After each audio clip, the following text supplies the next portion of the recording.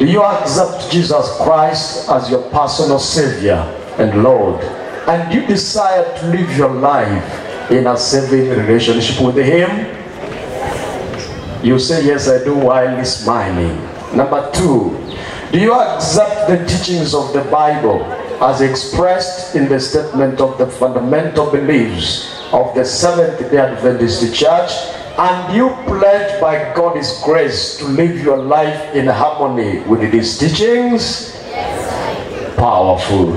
Do you desire to be baptized as a public expression of your belief in Jesus Christ, to be accepted into the fellowship of the Seventh-day Adventist Church, and to support the church and its mission as a faithful steward by your personal influence, tithes, and the offering and life of service? Yes, so together, this is now the church at business. I, Pastor Absolom, the minister of the Seventh-day Adventist Church, propose that you accept these ones who are here to be baptized today and accepted in our church. Is there someone who's seconding that proposal?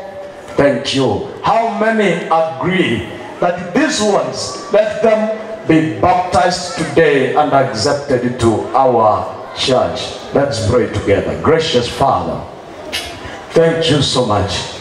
You have been so gracious and so kind to us. A multitude of people have come who desire to be baptized today. Father, in the name of Jesus, we bring them to you. We have accepted that they will join us, even though we may not, some of us accept, but heaven today has rejoiced, has accepted them in the name of Jesus. Amen. May God bless you. They know how to sort out.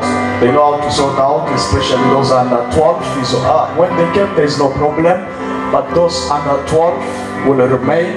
But above 12 years, go for baptism.